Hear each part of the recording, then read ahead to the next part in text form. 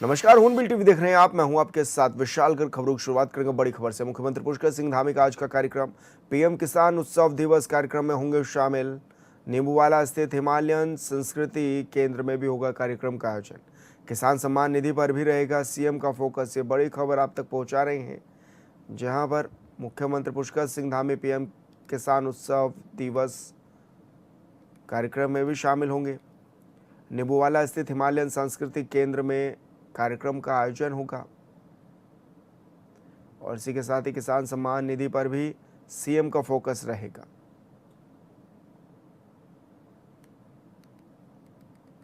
तो मुख्यमंत्री पुष्कर सिंह धामी का आज कई जगह पर कार्यक्रम भी है। इस दौरान पीएम किसान उत्सव दिवस कार्यक्रम में शामिल होंगे सीएम। और संवाददाता योगेश आर्य हमारे साथ फोन लाइन पर जुड़ गए हैं। योगेश, आज क्या कुछ खास कार्यक्रम मुख्यमंत्री पुष्कर सिंह धामी के रहने वाले हैं?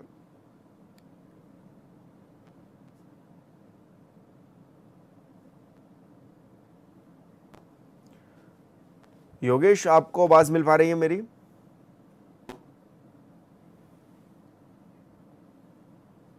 लगता है संपर्क टूट गया है। दोबारा योगेश से जुड़ने की कोशिश करेंगे। तो आपको बता दें कि किसान सम्मान निधि पर सीएम का फोकस है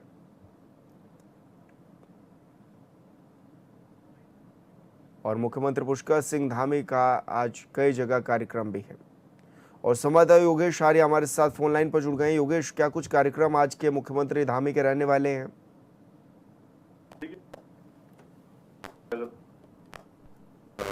कार्यक्रम महत्वपूर्ण है।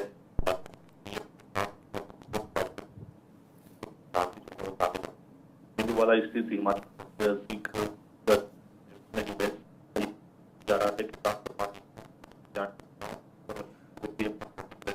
योगेश, आपकी आवाज सही नहीं मिल पा रही है।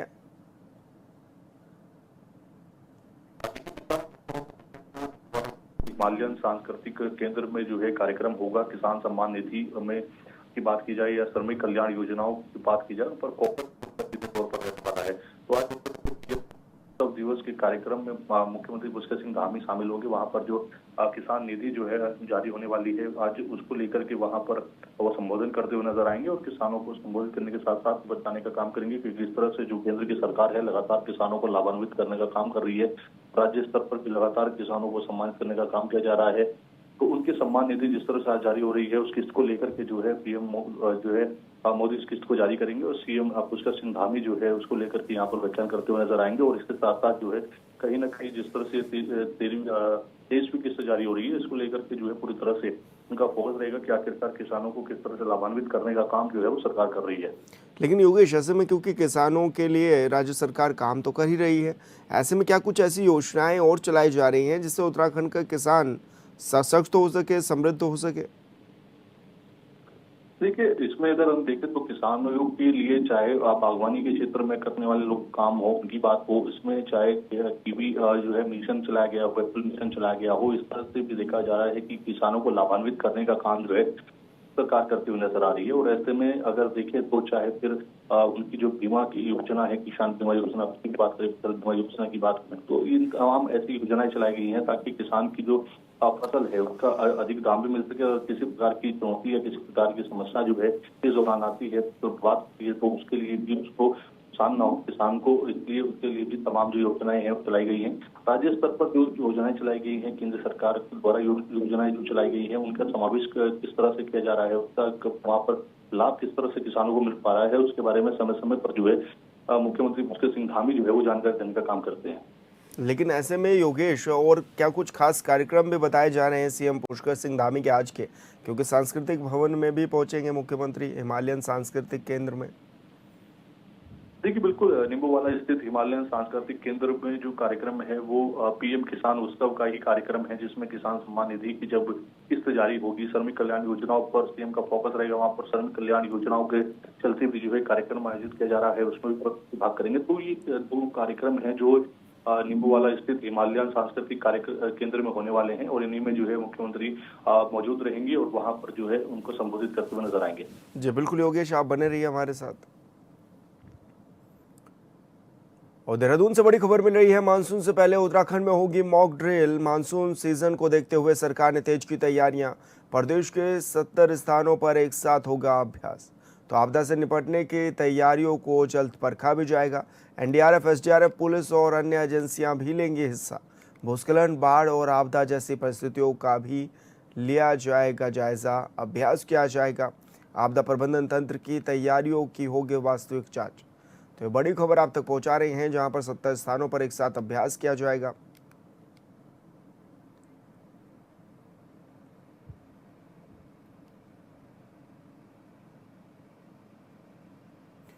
और संवाददाता योगेश आर्य हमारे साथ फोन लाइन पर बने हुए हैं। योगेश, आपदा को लेकर किस तरह की तैयारियां नजर आने लगी है? मानसून भी आना है, उसको लेकर भी क्या कुछ तैयारियां हैं? हाँ देखिए विशाल, उत्तराखंड में अगर देखा जाए तो जिस तरह से मानसून की दस्तक की बात हो रही है, उसको लेकर के तैयारियां जो है वो आपके शुरू की जा चुकी हैं। और ऐसे में 70 जगहों पर एक साथ जो है मॉक ड्रिल जल्द ही की जाएगी। कहा जा रहा है कि इसको लेकर के पूरी तैयारियां जो है वो की जा रही हैं। मुख्यमंत्री पुष्कर सिंह धामी ने भी मानसून की तैयारी को लेकर अंतिम रूप देने तथा विभिन्न विभागों के मध्य आपसी समन्वय को स्थापित करने के लिए मॉक ड्रिल के निर्देश दिए हैं। और इसमें लेकर अगर देखा जाए तो राज्य के सभी जिलों में अगर 70 जगहों पर जो है ये मानसून में राहत बचाव कार्यों को प्रभावी तरीके से संचालित करने के लिए मॉक ड्रिल की जाएगी। इसकी अध्यक्षता जो है वो और आपदा सचिव विनोद कुमार सुमन करेंगे। और इसको लेकर कोऑर्डिनेशन कॉन्फ्रेंस भी किया जाएगा, जिसमें जिलों को मॉक ड्रिल के सफल संचालन को लेकर दिशा निर्देश जो है वहां से दिए जाएंगे। तो इसके मुख्यतः रूप में देखा जाए तो राहत शिविरों की व्यवस्था को परखा जाएगा। इसमें इस दौरान बिजली की बात हो, पानी, भोजन, प्राथमिक चिकित्सा, शिशु आहार के साथ ही गर्भवती महिलाओं के समुचित व्यवस्था सुनिश्चित करने के लिए रियल टाइम को परखा जाएगा।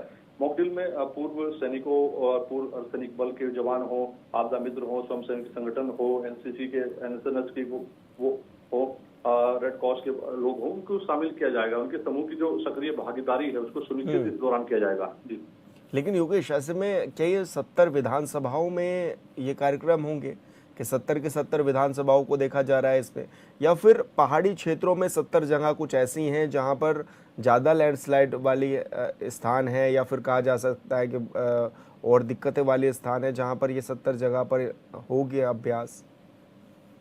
विशाल देखिए, इसमें अगर हम देखें तो 13 जनपदों के 70 स्थान चिन्हित किए गए हैं। और इसमें अधिक जो स्थान है वो पर्वतीय क्षेत्रों में है, जहां पर लैंडस्लाइड्स के खतरे रहते हैं। अन्य जो चुनौतियां हैं वहां पर सामने आती हैं। नाली लोग पते हों तो किस तरह से टाइम रिस्पॉन्स किस तरह का रहे, एनडीआरएफ, एसडीआरएफ की किस तरह से उनको रेस्क्यू करेंगे। तो ये पूरी तरह से इस मॉक ड्रिल इसमें की जाएगी और पूरा रियल टाइम जो है इसमें परखा जाएगा। इसके लेकर के पूरी जो मॉनिटरिंग है वो कहीं ना कहीं आपदा सचिव करेंगे। और आखिरकार कितना बेहतर इसमें हो सकता है वो चीजें रहेंगी। पिछले वर्ष की चुनौतियां भी ध्यान में रखी जाएंगी, किस तरह की आई थी उन पर निपट, किस अगर वो दोबारा पैदा होती हैं तो उनसे कैसा निपटा जाए। तो ये पूरी इसमें फोकस रहेगा। और इसमें अधिक स्थान जो है पर्वतीय क्षेत्रों में रखे गए हैं, जहां पर प्रत्येक वर्ष जो है बड़ी चुनौती जो है आपदा के दौरान बनती है। जी बिल्कुल योगेश, बहुत शुक्रिया आपका तमाम जानकारी साझा करने के लिए। और बड़ी खबर का रुख कर लेते हैं। महिला T20 वर्ल्ड कप में खेलेंगे उत्तराखंड की बेटी प्रेमा। उत्तराखंड की बेटी प्रेमा रावत को टीम इंडिया में बड़ा मौका। बीसीसीआई ने प्रेमा रावत को शेष टूर्नामेंट के लिए टीम में किया शामिल। तो श्रेयंका पाटिल के चोटिल होकर बाहर होने के बाद ये मौका मिला है। ये बड़ी खबर आप तक पहुंचा रहे हैं, जहां पर उत्तराखंड की बेटी प्रेमा रावत को टीम इंडिया में बड़ा मौका मिला है। तो बीसीसीआई ने प्रेमा रावत को शेष टूर्नामेंट के लिए टीम में शामिल किया है। और ऐसे में श्रेयंका पाटिल के चोटिल होकर बाहर होने के बाद उन्हें यह मौका भी दिया गया है। तो महिला T20 वर्ल्ड कप में खेलेंगे उत्तराखंड की बेटी प्रेमा।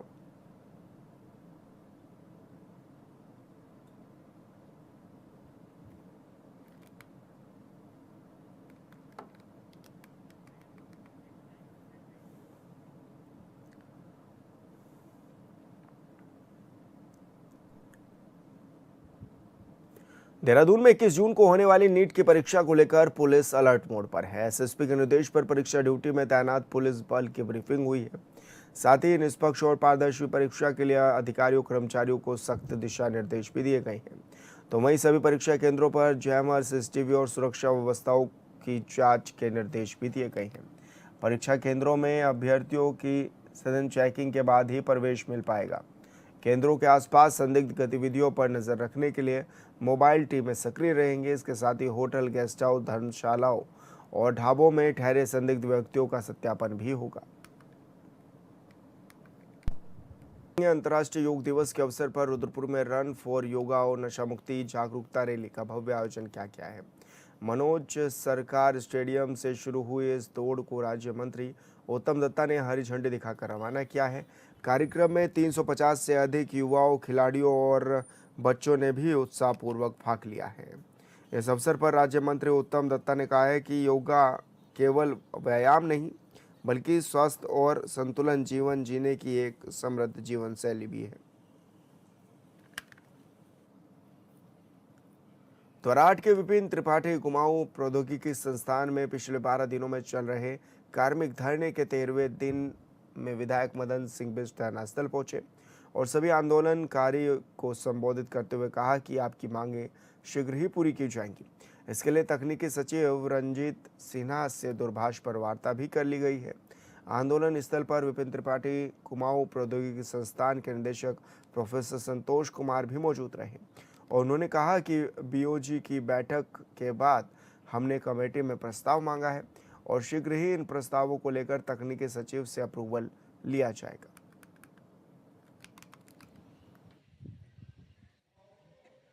देखिए, ये लोग हमारे जो कर्मचारी हैं डेली वेजेस के 32 साल से, कुछ लोग 20 साल से काम कर रहे हैं। इनका जो वरीयता सूची है और इनका जो सीनियरिटी लिस्ट जो था उसको हम शासन को प्रेषित कर चुके हैं। इससे पहले हमने जो 6 मेंबर कमेटी जो स्टेट ऑफ उत्तराखंड में जो वरिष्ठ लोग हैं उनके मुखांतर एक वरीयता सूची बनाया। उसके आधार पर जो रिक्त पद थे मैप करके हमने एक रिपोर्ट शासन को भेजा है 11 जून 26 को। तो हम लोग ये अपेक्षा कर रहे हैं कि ये शीघ्र ही काम पूर्ण हो जाएगा और जैसे सचिव सर कुछ भी हमसे वार्ता करेंगे या डेटा मांगेंगे, हम तैयार हैं इसको प्रायोरिटी के बेसिस पे एड्रेस करने। मेरी तो बात वैसे 4-5 दिन पहले से ही, जब हमारे कर्मचारी लोग यहाँ पे बैठे थे उस समय से बात चल रही है। बेसिकली इन्होंने नियमावली बनाने में लेट कर दिया, जबकि रूल ये है कि डायरेक्टर्स की अपनी पावर्स होती है, क्योंकि बीओजी की बैठक में जो चीज़ पास हो जाती है तो उसमें डायरेक्टर्स के, लेकिन ये किनकी सरकार है आप भी जानते हो। ये तो कहते हैं जो कुछ होगा ऊपर से ही होगा, जबकि इनकी पावर है ये डायरेक्टर्स इसमें कर सकते थे, क्योंकि पद जो इधर रिक्त है पद और पद के सापेक्ष में इनको नियुक्तिकरण करना चाहिए, क्योंकि वहाँ पे पौड़ी में हुआ तो यहाँ भी करने में। लेकिन अब ये कहते हैं कि हमने एक कमेटी बना के, क्योंकि यहाँ की कमेटी ने 6 महीने इसको लेट किया। मैं इतना भी जानता हूँ कि यहाँ का जो अंदर का स्टाफ है, अब ठीक है हमारे बाहर के आए हैं, कर्नाटक से आए हुए हैं डायरेक्टर जो है, ये यहाँ के लोग इनको कुछ गुमराह करते रहते हैं। दुग्ध संघ अल्मोड़ा के कर्मचारियों और समिति के लोगों ने वर्तमान प्रधान प्रबंधक पुष्कर सिंह नरकोटी के स्थानांतरण का कड़ा विरोध किया है और स्थानांतरण आदेश तत्काल निरस्त करने की मांग भी की है। साथ ही चेतावनी दी है कि जब तक हमारी मांगें पूरी नहीं होंगी हमारा आंदोलन जारी रहेगा। कर्मचारियों का कहना है कि पिछले 2 वर्षों में दुग्ध संघ में 4 प्रधान प्रबंधकों का स्थानांतरण हो चुका है, जिससे संस्था की कार्यप्रणाली प्रभावित हो रही है। उनका आरोप है कि बार बार प्रशासनिक बदलावों के कारण संस्था में अस्थिरता बढ़ रही है और उसका सीधा असर कर्मचारियों के वेतन भत्तों पर भी पड़ रहा है।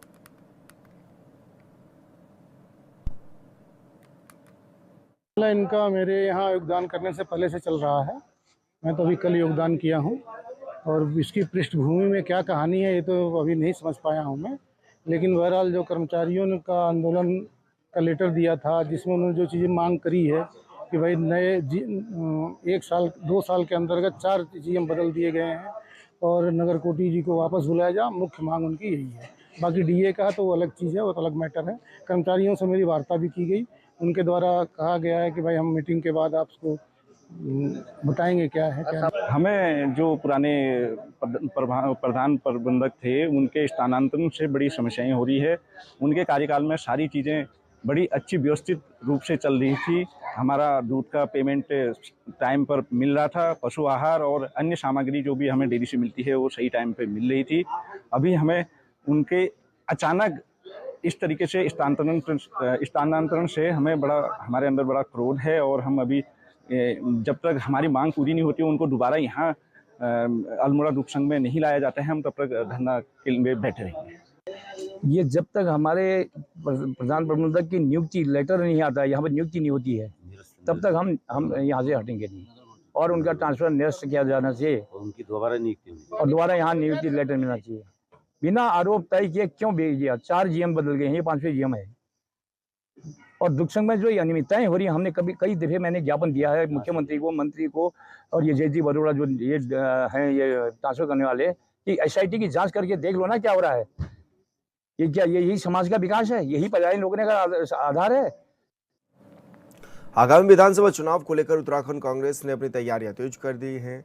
प्रदेश प्रभारी कुमारी शैलजा के हालिया दौरे के बाद अब पार्टी संगठन को मजबूत करने और चुनावी रणनीति को अंतिम रूप देने में भी जुटी हुई है। इसी कड़ी में देहरादून में कांग्रेस कैंपेन कमेटी की अहम बैठक आयोजित की गई, जिसमें आगामी महीनों के प्रचार अभियान, जनसंपर्क कार्यक्रम और संगठनात्मक गतिविधियों पर विस्तार से चर्चा भी की गई है।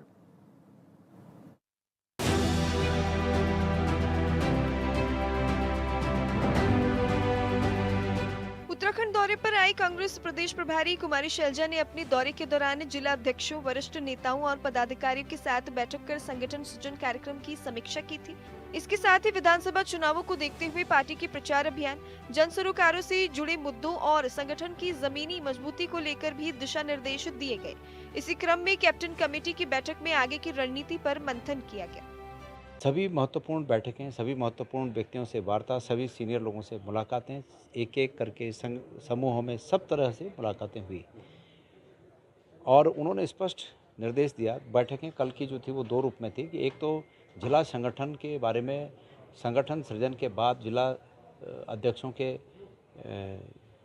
संबंधित जिलों में क्या क्या एक्टिविटीज़ हुई उससे संबंधित थी, और दूसरा ये था कि हम आगे का रोड मैप, प्रचार का खास करके कैंपेन का रोड मैप तैयार करें। बैठक में तय किया गया कि कांग्रेस आने वाले समय में महंगाई, बेरोजगारी, पलायन, स्वास्थ्य सुविधाओं और कानून व्यवस्थाओं जैसे मुद्दों को लेकर जनता के बीच जाएगी। पार्टी का मानना है कि इन मुद्दों पर सरकार को घेरा जाएगा और प्रदेश भर में जनसंपर्क अभियान चलाकर लोगों से सीधा संवाद स्थापित किया जाएगा। सरकार ने चुप्पी साध रखी है, इन विषयों को लेकर हम जनता के बीच में जाना चाहते हैं और हमारा स्पष्ट कहना है कि 10 साल बनाम 14 साल, 10 साल कांग्रेस के शासन में और जो हम जनता के सामने लेखा जोखा देना चाहते हैं, 10 साल का लेखा जोखा, और हम इस सरकार से भी, अब भाजपा से कहना चाहते हैं कि आप 14 साल का लेखा जोखा जनता के सामने पेश करें, स्थिति स्पष्ट हो जाएगी। और जो इन्होंने वायदे किए हैं, जो इनका चुनाव घोषणा पत्र था, वो आज धराशायी हो चुका है। इन मुद्दों को लेकर भी हम जनता के द्वार जाना चाहते हैं और यकीनन पहले फेज में हम 28 विधानसभाओं में हम सभी लोग, कुमाऊं में भी और गढ़वाल में भी, प्रति क्षेत्र के सीमांत जनपदों से हम शुरुआत करने जा रहे हैं। उसके बाद अगले फेज में फिर जो अन्य विधानसभा रहेंगी वहां पर हम लोग वहां से फिर एक नई शुरुआत करेंगे। कांग्रेस की चुनाव प्रबंधन समिति भी चुनावी तैयारियों में जुट गई है। पार्टी नेताओं का कहना है कि पर्वतीय क्षेत्रों समेत प्रदेश की विभिन्न विधानसभा सीटों पर विशेष फोकस किया जाएगा। इसके लिए वरिष्ठ नेताओं और कार्यकर्ताओं के भ्रमण कार्यक्रम तय किए जा रहे हैं ताकि बूथ स्तर तक संगठन को सक्रिय किया जा सके। पर्वतीय क्षेत्र का उत्तराखंड के लगभग 30 विधानसभाओं का आज हमने दौरे का कार्यक्रम बनाया है। अलग अलग नेतृत्व में टीमें हमारी दौरा करेंगे। जो वरिष्ठ नेता हमारे हैं, जैसे टिहरी उत्तरकाशी की विधानसभाओं में भाई प्रीतम जी के नेतृत्व में 28 तारीख से लेकर 10 तारीख तक हमारे कार्यक्रम लगे हैं। मैं पौड़ी, रुद्रप्रयाग, चमोली जिले का दौरा करूंगा। कर्ण मेहरा जी और गोविंद कुंजवाल जी उस तरफ अल्मोड़ा,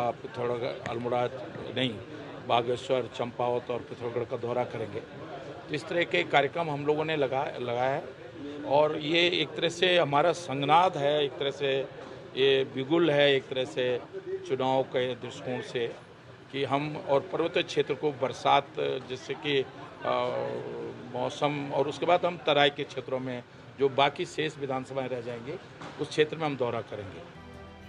वहीं कैप्टन कमेटी के अध्यक्ष प्रीतम सिंह ने कहा कि आगामी चुनाव को देखते हुए पार्टी एक व्यापक प्रचार अभियान चलाने की तैयारी कर रही है। इसके तहत विभिन्न जन मुद्दों को लेकर कार्यक्रम आयोजित किए जाएंगे और कांग्रेस की नीतियों को आम जनता तक पहुंचाया जाएगा। देखिए, कैंपेन कमेटी की आज बैठक थी और उस बैठक में हमने ये निर्णय लिया है कि जो 2027 की चुनौती हमारे सामने है, इस चुनौती पर हम कैसे पार पाने का काम करें, उसके लिए एक हमने ब्लूप्रिंट तैयार किया है और जिसको हम कल पत्रकार वार्ता के माध्यम से आपके सम्मुख रखेंगे और हर कांग्रेस के साथी पर जिम्मेदारी सौंपी गई है कि वो हर हम विधानसभा में जाकर के सरकार की पोल खोलने का काम करें। कांग्रेस का दावा है कि संगठनात्मक मजबूती और जनहित के मुद्दों के सहारे वह आगामी विधानसभा चुनाव में मजबूती से उतरने की तैयारी कर रही है। अब पार्टी की नजर अपने संगठन को बूथ स्तर तक सक्रिय करने और चुनावी अभियान को धार देने पर है। Bureau report, hornbill TV.